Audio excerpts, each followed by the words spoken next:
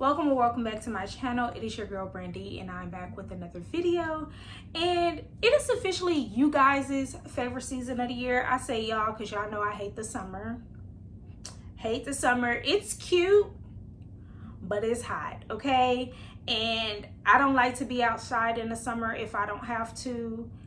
And if I can stay in the house all summer, I definitely will. In today's video, I wanted to come and talk to you guys about some romance book recommendations that I read last summer that I think will be perfect for you guys to add to your TBRs this summer. Now, you have to excuse the background noise because I really don't have any control over when people decide to get outside and work in their yards. Like, I don't have no control over that, and the show just still gotta go on. So in today's book recommendations, we have two series and then some standalones. I think I have one YA book recommendation and everything else is adult romance. Okay, so the first recommendation is a series, but I'm not trying to lock y'all in to a long series for the summer. I know y'all gonna be outside and you don't really have time to be locked in to a long summer series, so that's why the series that I'm about to recommend to you guys is a novella series. If you put all three books together, it equals one novel, technically. Girl math. And that is the Black Summer Island series by Lauren Lacey. Now, I only have the first two books. Now, I know we talked about this in another video. I was supposed to be ordering the third book. Y'all, it slipped my mind. I just ain't never got to it, okay? So don't come for me in the comments, okay? All right. So this is the Black Summer Island series by Lauren Lacey. Obviously, the word summer is in the title of the series, and there's three books. They're interconnected standalones. So you meet all three in the first book, and then each of them have their own book. However, you do kind of sort of pick up where the last one left off. So like someone might get married, but they got proposed to in the last book. So in their book, they're going to get married. So it's very important that you don't want to be like me and read them out of order. You want to read these in order. If you don't listen to anything else that I say, read this Black Summer Island series in order. So this is book number 1, and this is called The Break She Needed. And the synopsis says Evie Summers is a workaholic who struggles with shedding her grind mentality until the consequences of her lifestyle become undeniable. Forced to take a much needed vacation, Evie ventures off to Black Summer Island, a tropical paradise where dreams come true. Not only does Evie find rest and relaxation, but she also finds love unexpectedly. Is this just a 4-day vacation, or is this the beginning of a life she never knew she needed? Y'all, this book is good. This is so good, and I just love that we have a Black Summer Island, okay? It's nothing but Black people on this island. And I'm like, hell yeah, and they rich. Everybody's rich. Everybody's rich in this series. So yes, absolutely yes. So that's the first book. The second one is The Family She Found. Now the second one is my favorite because if you are new here, found family trope is my absolute favorite trope. If I had to tell you guys what trope is related to me and my husband's relationship, it's literally the found family trope. Because I found my family. And I absolutely just love found family trope. So The Family She Found. And this one is, the synopsis says, wildly beautiful and successful entrepreneur Marlo puts an end to her playgirl ways 9 months ago when she crossed paths with Black Summer Island's handsome and dominant playboy, Kai Kingston. What started as a presumed one-night stand has blossomed into 9 months of playful banter, late-night phone conversation, and a meaningful connection that exceeds anything either of them have ever experienced. As Marlo returns to Black Summer Island for her best friend's wedding, the question remains, will she continue to explore the beautiful connection she and Kai have forged, or will she ruin her future because of her jaded past.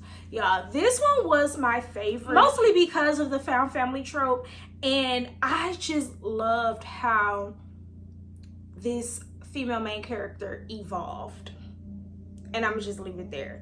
When I say these books also have spice, if you like spice, then you will enjoy these. Now, I don't have the third one, so I'm gonna read the synopsis from Amazon. And this is actually how I got introduced to Lauren Lacey. I am on her ARC team, and I stepped into her ARC team when she was releasing book number 3.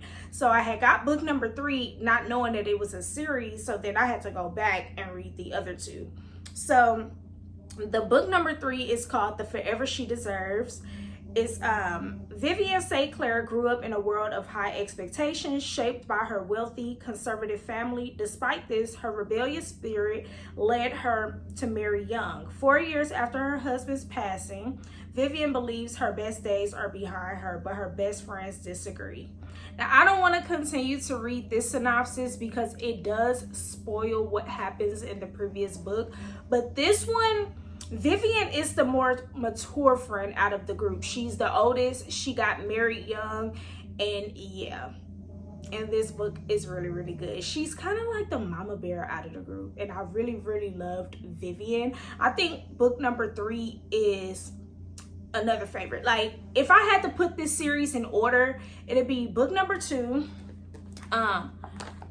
The Family She Found, then book number 3, The Forever She Deserves, and then book number 1, The Break She Needed. But all 3 are amazing, and I think these will make for the perfect summer novella series for you guys to add to your TBR. Like, if you're going on a trip and you want something summer related, give you all the vibes but not too long, not a huge commitment, why not pick these up? They're on Amazon, they're on Kindle Unlimited. Get with it. So the next book that I'm going to recommend is actually a part of a series as well, and I don't really remember the first 2 books in this series being centered around the summertime. However, the first 2 books in the series is really, really good. Now, y'all might not listen to me when I tell you this, and that's okay. Whatever, do what you want to do. You're gonna do it anyway, because I would too. Read the first 2 books in the series before you get to this one, because when this one sums everything up. It's an interconnected series, and it kind of sums everything up.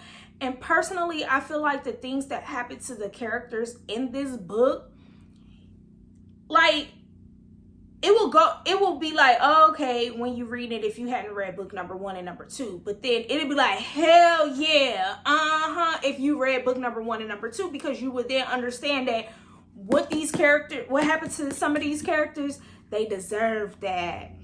So that's why you should read book number 1 and book number 2. And that's the Part of Your World series. Now, the only book that I have in that series physically is Just for the Summer by Abby Jimenez.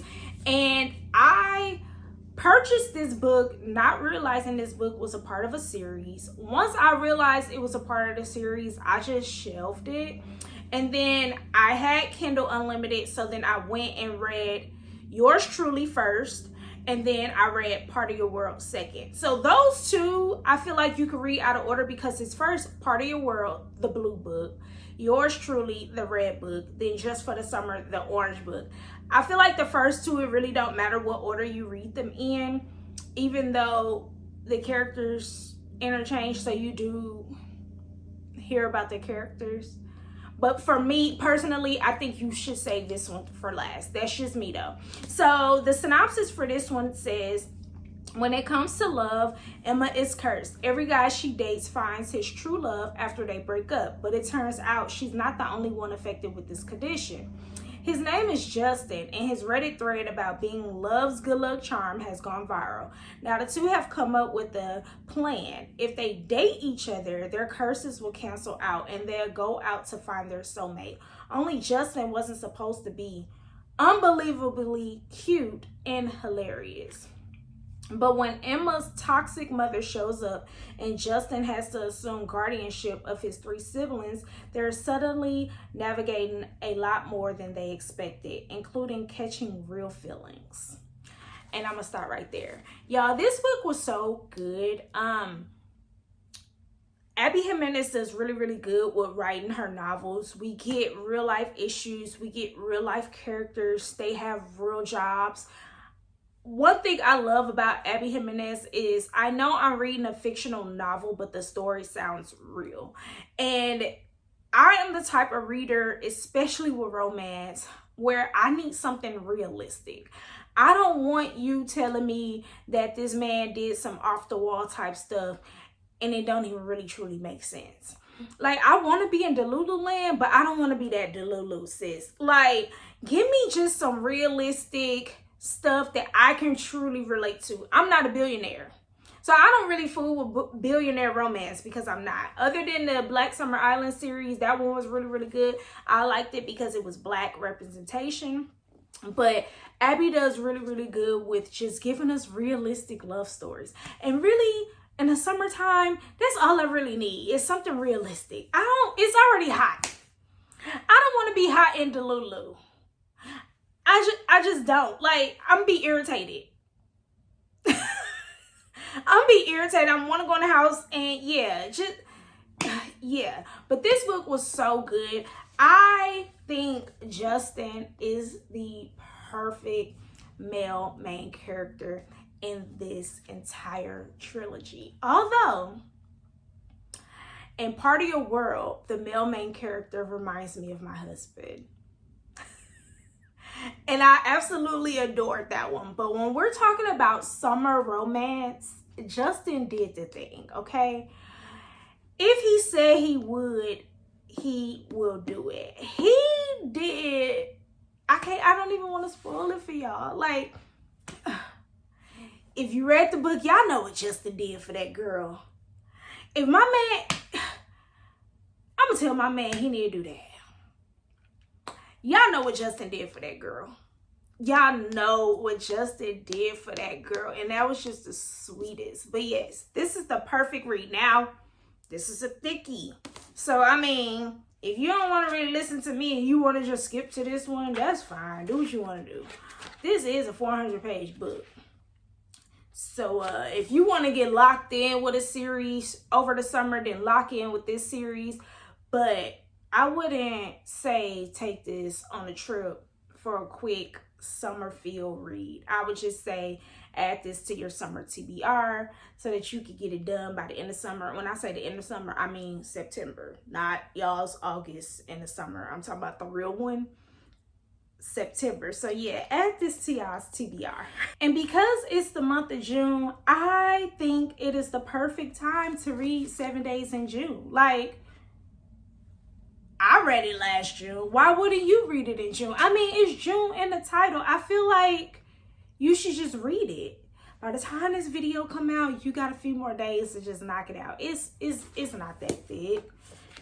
How many pages in here? If we count like the book club questions, it's like 336 pages in here, okay? We love 7 Days in June. I think this was my second book I read by Tia Williams, and I fell in love with it. So, the synopsis. Eva Mercy is a single mom and best-selling erotica writer who is feeling pressed from all sides. Shane Hall is a reclusive award-winning novelist who, to everyone's surprise, shows up to New York. When Shane and Eva meet at a Black literary event, sparks fly. But what no one knows is that 15 years earlier, teenage Eva and Shane spent one crazy, torrid week madly in love and have been secretly writing to each other in their books ever since. Y'all, what type of love is that? When y'all are both authors and y'all are secretly writing to each other in y'all's books? So that means every time you drop a new book, I'm gonna buy it because I need to know what you said to me. And every time I drop a new book, you're gonna buy it because you need to know what I said back to you, right? Y'all, this book was very, very good. Now, what I can say, Eva, she was a bit much. She was a bit extra. And at times, she could be aggy and annoying. But one thing that I found so relatable to Eva is that she suffers with severe headaches, and I do too.